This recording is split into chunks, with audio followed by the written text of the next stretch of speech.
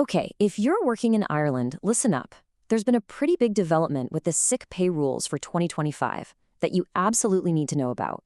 The government has basically hit the pause button on a planned increase, and we're going to break down exactly what that means for you, whether you're an employee or an employer.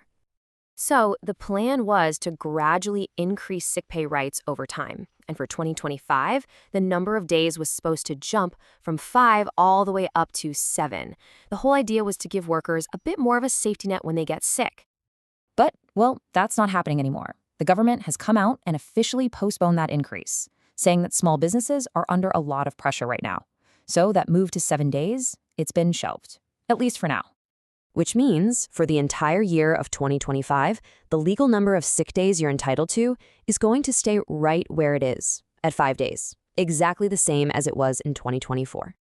So we've established that the magic number is 5, but what does that actually mean for you as an employee? Let's dive into what your rights are and, just as importantly, how you can claim them. All right, let's break this down. For 2025, you are entitled to 5 days of sick pay. Now, the pay rate is set at 70% of your usual earnings, but, and this is a key detail, it's capped at a maximum of €110 per day. What's great is you don't have to take these days all in one go. You can take them individually if you need to. Just remember, it's a use it or lose it deal. Any unused days disappear at the end of the year. So, who actually gets this? Well, there are 2 main hoops you've got to jump through. First, you need to have been working for your employer for at least 13 weeks straight. And second, you have to get a medical certificate from a doctor, even if you're only out sick for a single day. So, how do you actually get paid? It's a pretty straightforward 3-step process. First, you just let your employer know you're sick, following whatever their usual procedure is. Second, you go see a doctor to get that all-important medical cert. And third, you give that certificate to your employer. Once they have that, they're legally required to process your payment. This is a question that comes up all the time. The statutory scheme is great for those first 5 days, but what if you're really unwell and your illness lasts longer than that? Once you've used up your 5 statutory sick days, your employer's obligation to pay you under this scheme ends. At that point, you might be able to switch over and apply for the state's illness benefit.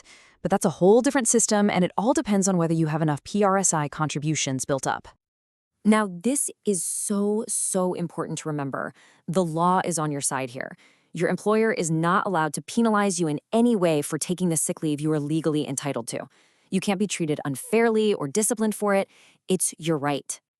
Okay, we've covered the employee's side of things. Now let's flip the script and look at it from an employer's point of view.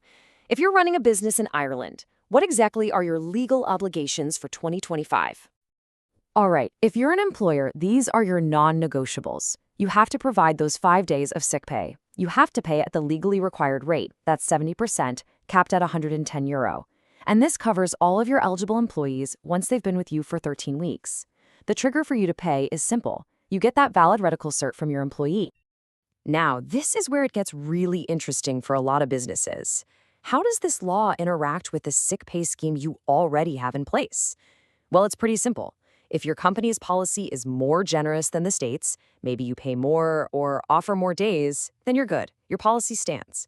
But if your scheme is less generous in any way, you have to bring it up to the legal minimum.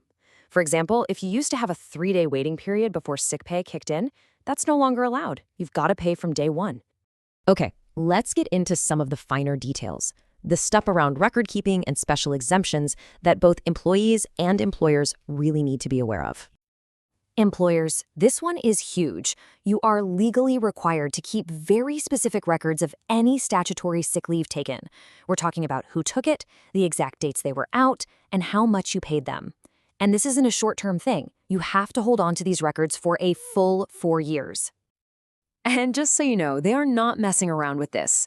Failing to keep these records properly isn't just a slap on the wrist. It can lead to a conviction and a pretty hefty fine. We're talking up to €2,500. This brings up a really practical question, right? Especially for smaller companies that are maybe just getting by.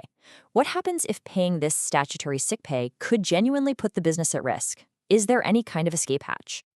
And the answer is yes, but it's really only for extreme cases. If a business is in serious financial trouble, it can apply to the labor court to get a temporary exemption from paying sick pay. If the court agrees, it can grant that exemption for anywhere between 3 and 12 months, giving the company a bit of breathing room. Whew, I know that was a ton of information. So let's just take a breath and boil it all down to the absolute key takeaways you need to remember for 2025. So here's the bottom line. For employees, is 5 days a year, paid at 70% of your earnings, up to €110 a day, as long as you have 13 weeks of service and you get that doctor's note. For employers, your job is to provide that pay, cover your eligible staff, and, this is crucial, keep detailed records for 4 years. That's the deal for 2025. And all of this leaves us with a big question, doesn't it? The government's decision to stick with 5 days was all about finding a balance. But did they get it right? Is the current system we have now truly enough to support workers when they're vulnerable without putting an unsustainable burden on businesses? That is really the key debate as we head through 2025.